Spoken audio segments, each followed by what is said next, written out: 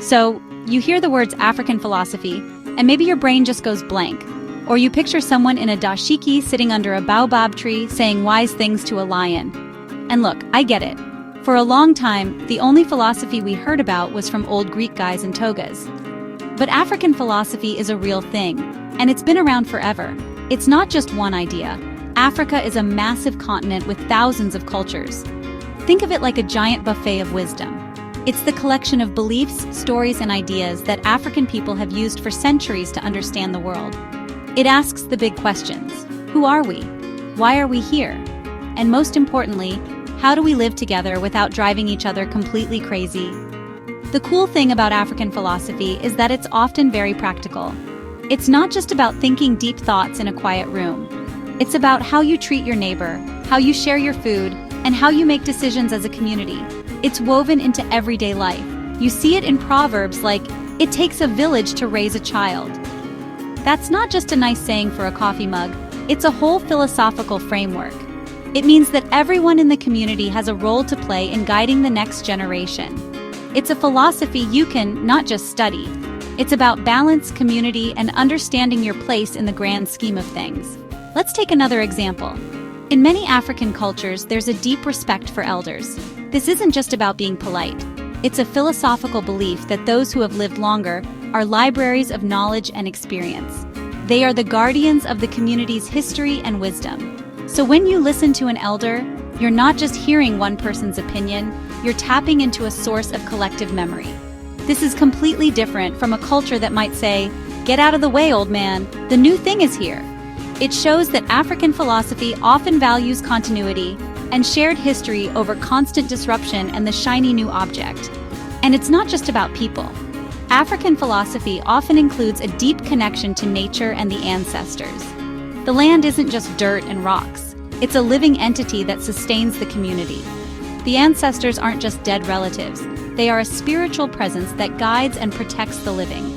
This creates a really holistic view of the world where everything is connected: the people, the earth, the past, the present, and the future. It's this web of connections that sets the stage for one of Africa's most powerful and famous philosophical ideas, Ubuntu. It's the glue that holds this entire worldview together. Now, let's get to the main event, Ubuntu. This word, common in Southern Africa, is one of the coolest concepts to ever come out of the continent. If you had to boil it down, the simplest translation is, "I am because we are." Say it out loud. It feels good, right? It's basically the opposite of every man for himself. Ubuntu is a philosophy that says your humanity is tied to everyone else's. You can't be fully human all by yourself. You need other people. Your successes are the community's successes, and their pain is your pain. It's a simple idea with massive implications for how you live your life. Think about it like this. In the world of Ubuntu, being a person isn't a solo mission, it's a team sport. Your identity isn't just something you build on your own. It's shaped by your relationships with your family, your neighbors, and your community. A person with Ubuntu is generous, compassionate, and respectful to others. Why? Because they understand that by lifting others up, they lift themselves up too. It's not about losing yourself in the group. It's about finding your best self through your connections to others. It's the ultimate win-win situation. Let me give you a real-world example. Archbishop Desmond Tutu, a name you definitely know from South Africa, explained Ubuntu beautifully. He said that a person with Ubuntu is open and available to others, affirming of others, and doesn't feel threatened that others are able and good. They have a proper self-assurance that comes from knowing that they belong in a greater whole. This was the guiding spirit behind South Africa's Truth and Reconciliation Commission after apartheid. Instead of just revenge, the focus was on restorative justice, healing the community by acknowledging the harm done. That's Ubuntu in action. So, Ubuntu shapes what it means to be a person. You are not defined by how much money you have or how famous you are. You are defined by your character and your contribution to the well-being of the community. Philosophers like the Kenyan John Mbidi put it this way: society doesn't consist of individuals, but of people in a network of relationships. Your existence is a we before it's an I. This isn't to say you don't have your own thoughts or dreams. It just means that those dreams are most meaningful when they connect to and support the dreams of those around you. Now this is where things get really interesting. Let's put Ubuntu in the ring with the dominant philosophy in much of the Western world, individualism. In many Western societies, the focus is on the individual. The hero is the self-made man, the lone genius, the person who pulls themselves up by their own bootstraps. The thinking is, I think, therefore I am. It's all about personal freedom, individual rights, and achieving your own personal goals. Success is often measured by what you, as one person, have accomplished and accumulated for yourself. It's a very me-first approach to life. Ubuntu flips that script completely. The motto isn't I think, therefore I am, but I am because we are. My humanity is not a private, internal thing. It's something that is co-created with other people. In an Ubuntu worldview, the idea of a completely independent, self-made person doesn't really make sense. Who taught you to speak? Who grew the food you ate? Who built the house you live in? You are fundamentally dependent on others, and that's seen as a strength, not a weakness. It's about interdependence, not independence. Harmony in the community is valued more than individual achievement. Of course, it's not all sunshine and roses. Some critics argue that this intense focus on the community can be a problem. They might ask, what about the individual who disagrees with the group? Can the pressure to conform and maintain harmony stifle creativity or dissent? It's a valid question. There can be a fine line between a supportive community and one that demands absolute conformity. The debate is about finding the right balance, how to celebrate the community without erasing the unique contributions and perspectives of the individuals within it. It's about making the we strong without crushing the me.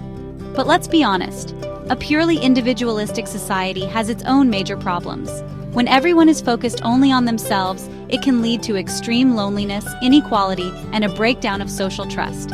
You end up with people feeling isolated and disconnected, even when they're surrounded by millions. Ubuntu offers a powerful counter-narrative. It reminds us that we are social creatures who thrive on connection. The Nigerian philosopher Ifeanyi Menkidu argued that personhood is something you have to through your moral contributions to the community.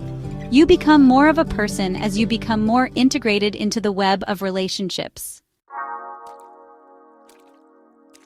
So why are we talking about an ancient African philosophy today, on June 23, 2025?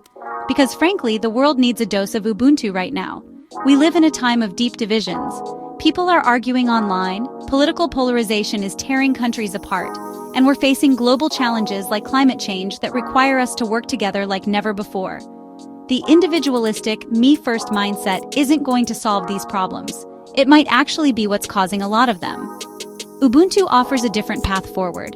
Think about it in the world of business. A company run on Ubuntu principles wouldn't just be focused on maximizing profit for shareholders. It would also consider its impact on its employees, its customers, and the community it operates in. It would understand that its success is tied to the health of the entire ecosystem. This isn't just a fantasy. Some modern leaders are trying to build more ethical, community-focused businesses. They understand that a happy, supported workforce is a productive workforce, and a business that gives back to its community earns loyalty and trust that you can't buy. And what about our personal lives? Loneliness has become a global epidemic. People have hundreds of friends on social media, but no one to call when they're in real trouble. Ubuntu is the antidote to this modern isolation. It encourages us to invest in real face-to-face relationships. It reminds us to check on our neighbors, to share a meal, to listen with compassion. It tells us that building a strong community is one of the most important things we can do for our own mental and emotional health. It's a philosophy that promotes empathy as a survival skill. Ultimately, Ubuntu's message is both simple and revolutionary. We are all in this together. Our fates are linked. Whether it's tackling environmental crises, healing social divisions, or just building kinder neighborhoods, the way forward is together. The wisdom of I am because we are is not just an African idea. It's a universal human truth that we've started to forget. So the next time you feel overwhelmed by the state of the world, remember Ubuntu. Remember that your small acts of kindness, compassion, and connection contribute to a greater whole. It's a philosophy of hope, and it's exactly what we need right now.